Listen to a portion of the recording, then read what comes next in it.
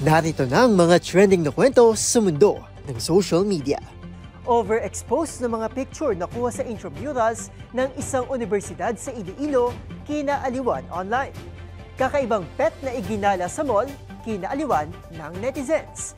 Pusa na pilitang umuwi matapos gamitin ng fur parent ang anak para tawagin ito. Buwayabag ni Senator Amy Marcos sa plenaryo, agaw pansin sa social media. Isang lalaki sa Amerika natuklasang nanalo sa loto matapos ang isang taon. Pakikipagchismisan sa iyong partner, nakakapagpabuti ng relasyon ayon sa pag-aaral. At sa trending showbiz balita, Blinding Lights ni The Weeknd, kauna-una ang kanta sa Spotify na humakot ng 5 billion streams.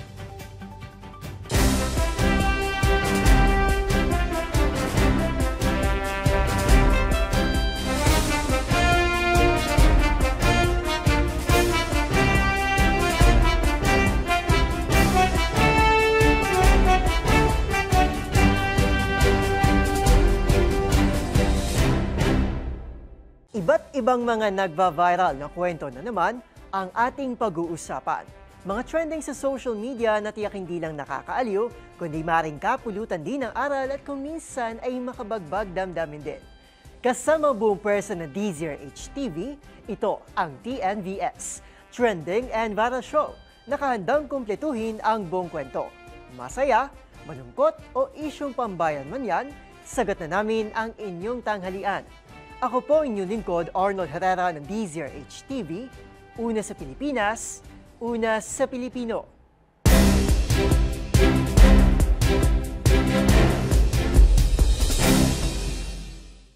Para sa ating unang trending story, sa bawat event, mapapaaralan man o opisina, kabilang sa pinaghahandaan ng documentation para makuhanan ang mga mahalagang bahagi ng programa. Pero, iba ang trip ng isang universidad na ito sa Iloilo. Salip kasi na magagandang picture ang ibahagi, mga overexposed photos ang ipinost ito sa kanilang Facebook page. May nakikita pa kaya ang mga netizens sa naturang larawan? Ang kasagutan sa report ni Rose Babiera. Nakakasilaw, nakakawaw. Yan ang bungad sa isang post ng isang universidad sa Iloilo City para ibida ang second day ng nagaganap na intramural sa paaralan. Pero ang caption, hindi lang pala tumutukoy sa mga kaganapan sa palaro, kundi pati mismo sa larawan na kasama sa post. Halos wala na kasing makita sa mga larawan na kuha ni CJ Romano dahil sa pagka-overexpose nito. Overexpose ang litrato kapag sobrang liwanag nito at tila washed out na ang mga kulay dahil sa sobrang taas ng exposure ng camera o sa pag-edit nito. Gayunpaman, ang mga larawan pa rin na ito ang ipinost ng student government sa page ng University of San Agustin na kinaaliwan naman ng mga netizen. Muntik ng luminaw. Yan ang pabirong banat ng isang netizen. Ang Follow the Trend movement page tila nagtakapang nagtanong kung iyon daw ba ang tinatawag na event highlights. Habang ang isang to, kunwaring nagkomento na kulang pa raw ito sa brightness, na sinigundahan ng isa pa na tila nakulangan din sa liwanag at naghahanap pa ng mas malinaw na version.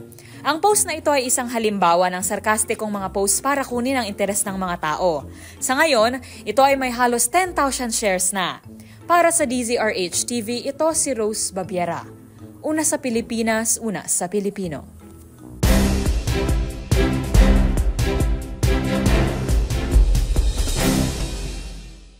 Para sa ating next viral story, good news na para sa mga may alagang hayop ang maging pet-friendly ang mga mall. Ngunit kung inaakala ninyong aso at pusa lamang ang pwede, ibahin ninyo ang fur parents na ito. Dahil imbis na fur baby, ay feather babies ang bitbit. Ang nakatutuwang tagpong yan panoorin sa trending report ni James Galangue.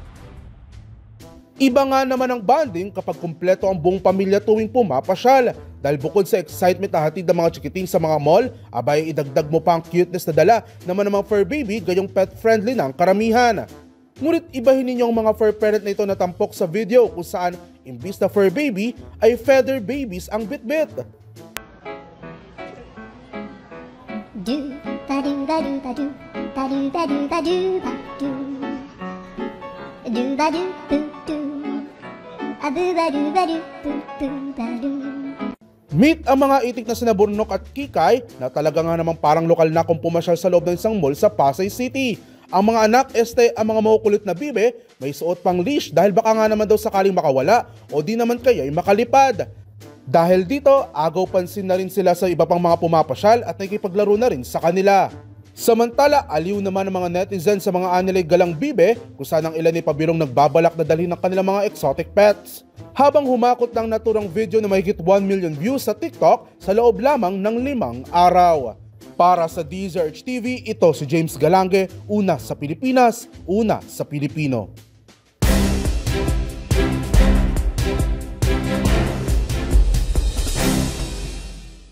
Sa ating next trending story, isang residente sa Bulacan ang nakaisip ng malikaing paraan para mapauwi ang kanilang pusa.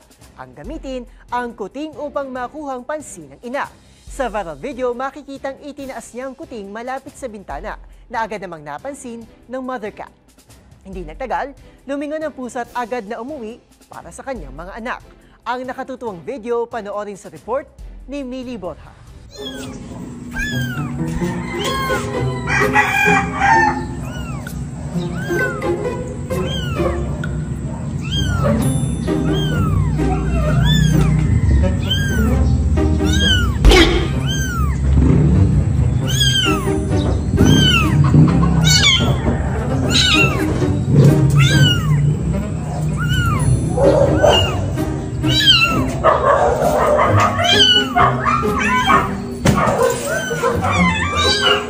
Isang residente sa Bulacan ang nakapagpauwi ng kanilang mother cat sa pamamagitan ng paggamit ng isang kuting upang makuha ang pansin nito. Sa video na in-upload ni Aisha Nicole Kaayaw, makikita itong hawak ang isang kuting at itinaas ito malapit sa bintana upang makita ng inang pusa na si Tofi Copperclaw, isang Persian Siamese. Agad namang napansin ni Tofi ang pag-iyak ng anak, lumingon at tumalon sa bintana upang balikan ang kuting.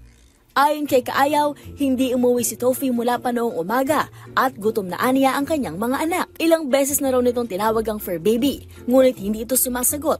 Kaya naisipan niyang gamitin ang anak na kuting na mukha namang effective. Si Tofi ay inampon ni na Kaayaw at ng kanyang kasintahan na si Joshua mula sa kanilang kapitbahay. At kamakailan lamang, nanganak ito ng 3 kuting at madalas umanong namamasyal sa paligid. Marami ring netizens ang natawa sa nangyari at nag-iwan ng mga komento. Hirit ng isa, tila sinasabi raw ng mother cat sa fur parent na problema nila ito at huwag idamay ang bata. Ang isa naman, sinabing ganito raw ang point of view kapag gusto mong gumala pero naalala mong nanay ka na pala. Pero nilinaw ni Kaayaw sa huli na maaasahan naman talaga si Tofi sa pag-aalaga ng mga anak nito. Para sa DZRH TV, ito si Millie Borja, una sa Pilipinas, una sa Pilipino.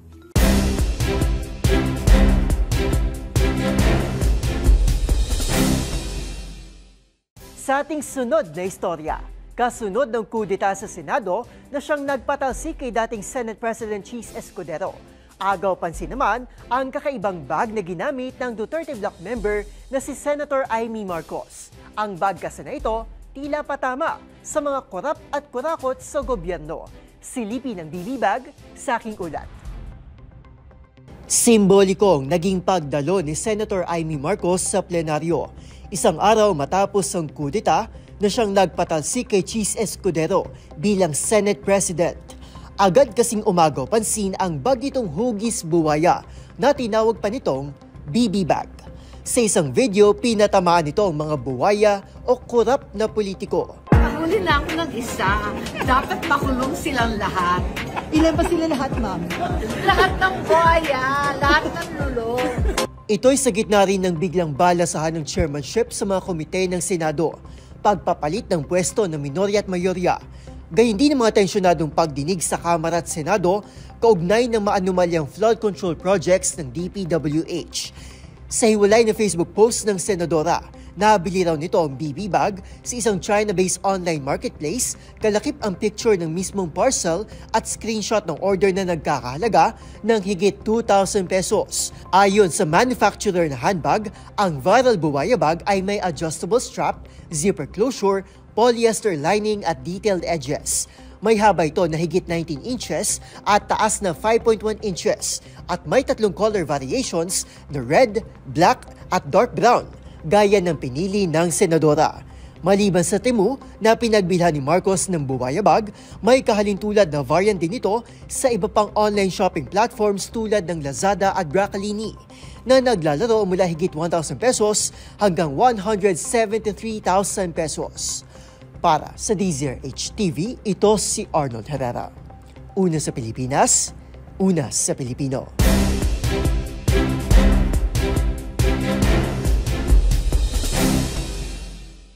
Sa ating next trending balita, isa ng pagtaya sa loto sa paraan ng karamihan para magbakasakali sa pag-abot ng pangarap na yumaman o umasenso. At ang mga tumataya, talagang nakaabang kada draw para malaman kung sila ba ay dadapuan na ng swerte. Pero paano kung ikaw pala ay nanalo pero nalaman mo ito halos isang taon na ang nakalipas? Ang kwento ni Jimmy tutukan sa report ni Rovic Manuel. Isa na ang pagtaya sa loto sa kinakapitan ng ilan upang magbakasakali na manalo at yumaman. Kadalasan, agad nating inaabangan ng resulta kung tayo ba ay dinapuan na ng swerte. Pero ibahin ninyo ang isang lalaki na ito na residente ng New Jersey, USA na si Jimmy Smith, 68 years old at isang retired security guard. Noon kasing May 25, 2016, nanalo siya sa New York Lottery ng nasa $24.1 million o katumbas ng higit 1 bilyong piso. Pero ang twist, hindi niya agad ito nalaman at umabot pa ng isang taon bago niya ito natuklasan.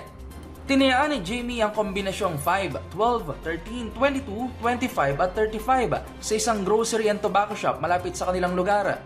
Obviously, nawala ng oras si Jamie para tingnan kung siya ba ay nanalo nang siya ay tumaya. Pero nang papalapit na ang 1-year deadline noong May 2017, sinimulang iulat sa isang local news outlet na wala pa ring nagkiklaim ng prize money.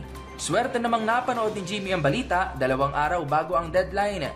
Nang oras na iyon, agad na hinanap ni Jimmy ang closet at shirt kung saan niya inilagay ang lotto ticket at doon niya nga napagtanto na siya pala ang maswerteng nanalo ng unclaimed jackpot. Pagbabahagi ni Jimmy, hindi siya makapaniwala at napatulala na lang nang nalaman niya ito. Agad naman na pumunta si Jimmy sa lotto office para i-claim ang kanyang premyo, ngunit ang naging desisyon niya ay hindi niya kukuhanin ng buo ang pera. Bagkus, pinili niya ang laddered payment sa loob ng 26 years, bagay na isang responsible choice umano ayon sa isang financial expert. Paliwanag ni Jamie, mayroon kasi siyang 2 anak at 12 apo at plano umano nitong gamitin ang pera ng tama. Karaniwan na kasi sa mga nananalo ay umaabot lang ang pera nila ng 3 hanggang 5 taon. Ang kwento na ito ni Jimmy ay naging inspirasyon sa karamihan na kung may dumating na swerte o oportunidad ay dapat nahawakan natin ito ng tama at pinag-isipan. Para sa DZRH TV, ito si Rovic Manuel. Una sa Pilipinas, una sa Pilipino.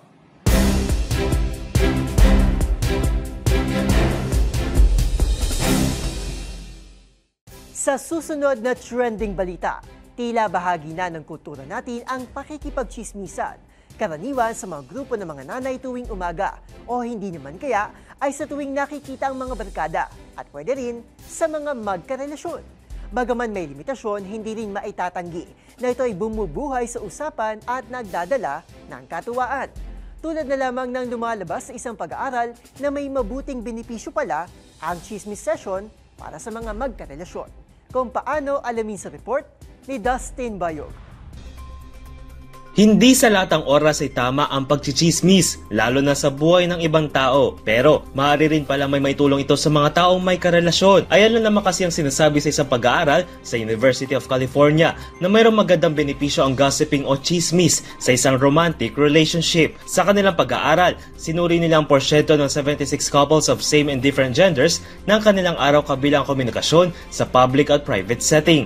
Dito, lumalabas na positively associated ang gossiping sa kasiyahan at kalidad ng relasyon ng isang magpartner. Pinalalakas daw nito ang emotional bonds ng magpartner at mas nare-reinforce ang perception na magkakampi sila, kaya mas nararamdaman nito ang tiwala at iba pang positive relationship qualities.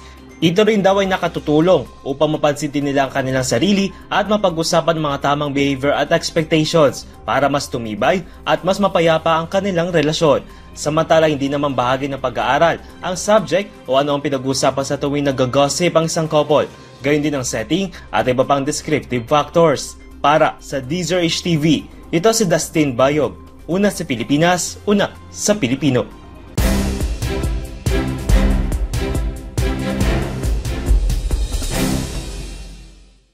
At para sa ating trending showbiz balita, sa mundo ng pop music, mayroon na namang record-breaking achievement ang Canadian singer na si The Weeknd. Yan ay matapos tumabo ng 5 billion streams ang kanyang hit song na Blinding Lights sa Spotify. Narito ang report ni Showbiz Angel. Hawak na ng Blinding Lights ni The Weeknd ang titulo bilang kauna-unahang kanta sa Spotify na tumabo ng 5 bilyong streams. Eksaktong August 31 ang ma-achieve ito ng Canadian singer ayon sa music streaming platform. November 2019 ang ilabas ni The Weeknd o Able Tesfaye ang naturang track sa ilalim ng kanyang 4th studio album na After Hours. Ang tagumpay na ito kinilala na nga rin ng Guinness World Records. Magunita na 2023 nang maungusan ng Blinding Lights si The Weeknd ang Shape of You ni Ed Sheeran bilang Spotify's most streamed track of all time.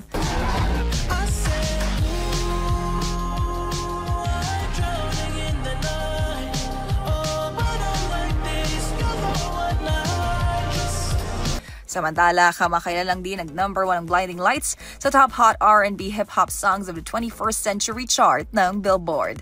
Ilan pa nga sa mga kanta ng 35-year-old artist na may billion streams ay ang Starboy, Die For You at kanilang collab song ni Blackpink, Jennie at Lily Rose Depp na One of the Girls. Sa ngayon, abala rin si The Weeknd sa kanyang After Hours Till Dawn tour. Para sa DZRH TV, ito po ang inyong Showbiz Angel. Una sa Pilipinas, una sa Pilipino.